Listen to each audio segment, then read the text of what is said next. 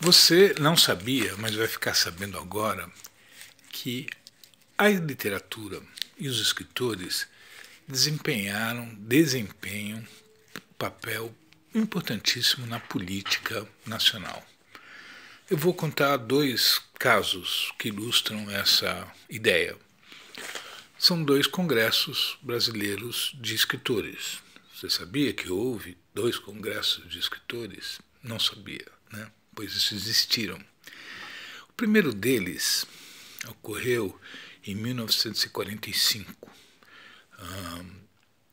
O antecedente disso é que, em 42, alguns escritores mais geniais, como Graciliano Ramos, nosso querido Érico Veríssimo, o Mário de Andrade, o Oswald de Andrade, eles se juntaram para criar a Associação Brasileira de Escritores no Rio de Janeiro. Isso era em pleno Estado Novo, havia uma repressão muito grande por parte do governo, e esse foi uma iniciativa para conclamar ideias a favor da democracia.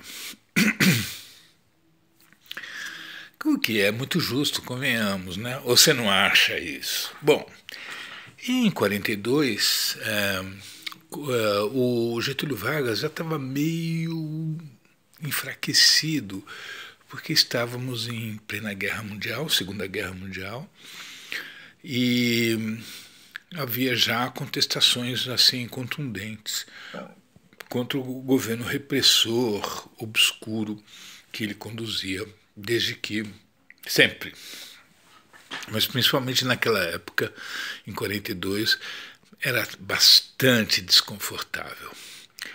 E essa associação, o principal evento a principal iniciativa que ela teve foi o Congresso dos Escritores. Em 44, né, inclusive foi o Jorge Amado, que foi um dos organizadores.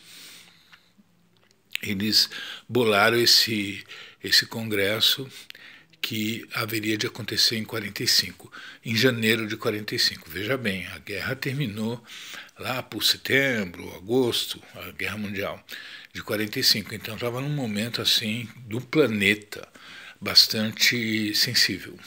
E o Getúlio também estava numa situação bastante delicada, já com problemas graves de manutenção, de se manter no poder. Em janeiro de 45 ocorre esse congresso.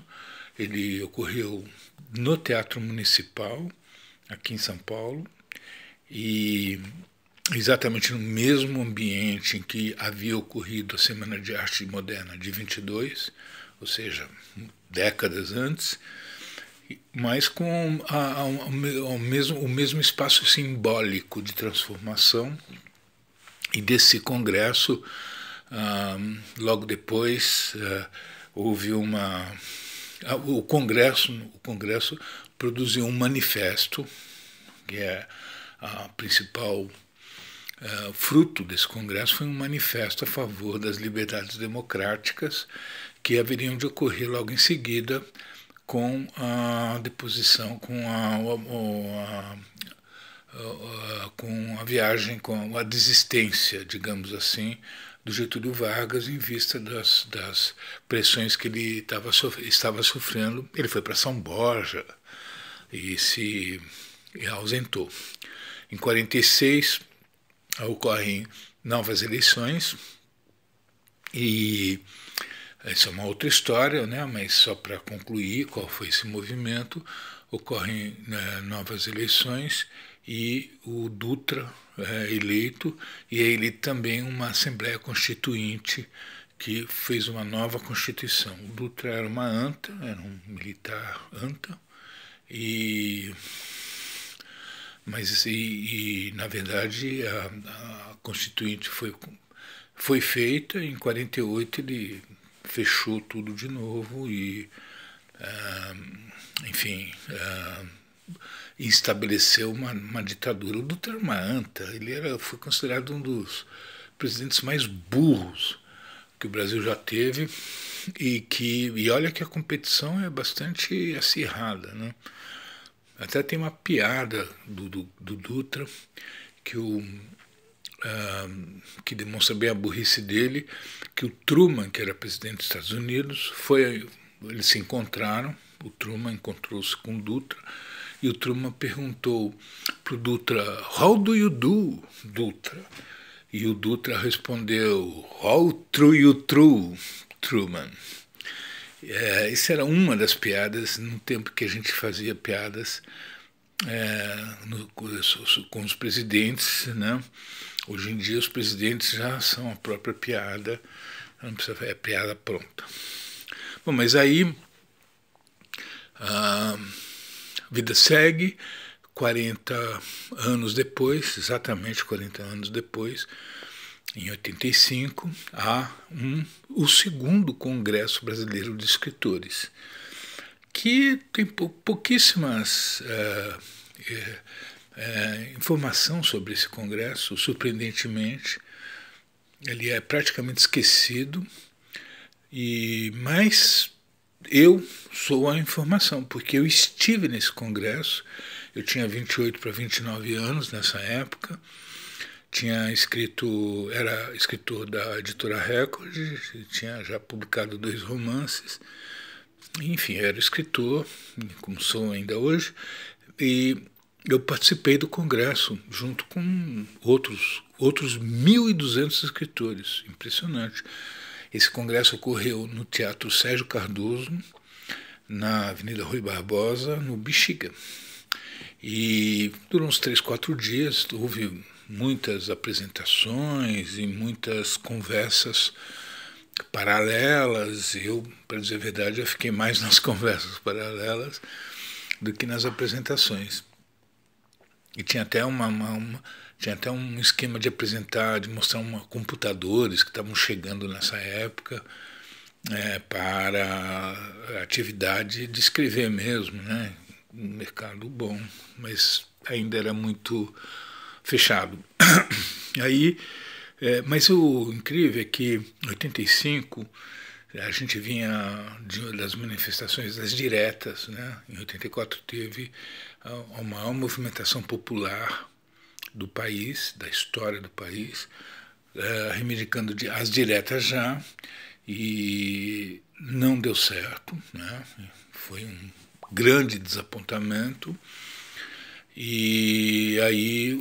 mas foi, não sei se a palavra é mais, mas houve uma eleição de um presidente civil depois de 20 anos de ditadura, e por um colégio eleitoral formado pelo Senado e pelo Congresso, pelo Parlamento. E nesse congresso, nessa eleição desse colégio eleitoral, disputaram o Paulo Maluf, que era uma indicação dos militares, e o Tancredo Neves, que era um candidato de uma frente única. Diretas já, que não deu certo, diretas não tão já. E o Tancredo foi o vencedor, né? Como vocês devem saber, ou vocês não devem saber. E no ano seguinte, 85, justamente que foi o ano do Congresso, ele tomaria posse em março, se não me engano, em março, sim. E não tomou posse porque foi hospitalizado com uma diverticulite, era o que se dizia na época, no dia da posse. E aí quem tomou posse foi o vice-presidente Sarney. Então, naquele momento do Congresso, o que estava ocorrendo era o seguinte: o Tancredo estava agonizando no hospital, literalmente, porque dali ele morreria, e o Sarney tinha assumido a presidência, como de fato acabou assumindo por mais um ano. Isso é uma outra história.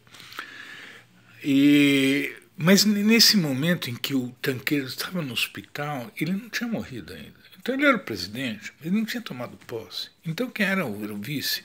Tinha uma confusão aí que não estava muito esclarecida. Tinha gente pedindo direto já, né? Mas se bem que já não havia mais energia para isso. Tinha gente que queria que Ulisses Guimarães assumisse a presidência. Ulisses Guimarães era o presidente do Congresso, ele estava na linha sucessória. E havia interpretações de que ele devia, porque Ulisses era um cidadão assim, né? Honrado, como antigamente tinha na presidência do Congresso, tinha uns caras honrados, assim, né? Nem sempre. Mas Ulisses era assim, um senhor respeitado. E muita gente queria que ele assumisse a presidência. E tinha o Sarney, que era aquele bigode ali que tinha entrado meio por acaso na chapa do Tancredo como vice e que de repente esteve presidente naquele momento. Mas a polêmica ocorria dentro do Congresso também. E aí no último dia do Congresso houve um evento de encerramento. Estava todo mundo dentro daquele teatro, no Sérgio Cardoso, muita gente em pé e tal. E aí aparece no palco, meio de surpresa, meio não, toda a entourage que estava envolvida nesse processo de discussão, nessa polêmica sobre os destinos da presidência, né? Então foi lá o Sarney, que era o presidente, vice assumido, foi o Ulisses Guimarães e foi mais outros personagens ali políticos. E eles discursaram, falaram um monte e tal, e no fim todos levantaram, ergueram a mão, deram as mãos e fizeram ecoar um grito da democracia e da retomada, né, da democracia.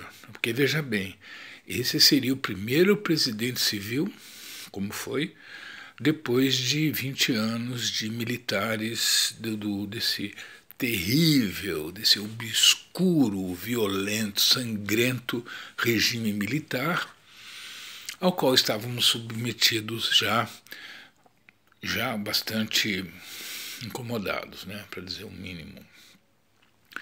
Então havia esse clamor, esse espírito de retomar a democracia de qualquer jeito, né? E de fato foi o que aconteceu. O Sarney acabou, enfim, resumindo, isso é uma outra história, mas nesse ano, inclusive, teve a Constituinte, realmente, a que vigora até hoje, embora não muito respeitada. Então, quer dizer, foi um congresso também que precedeu uma Assembleia Constituinte e que esteve completamente envolvida na conclamação de uma nova fase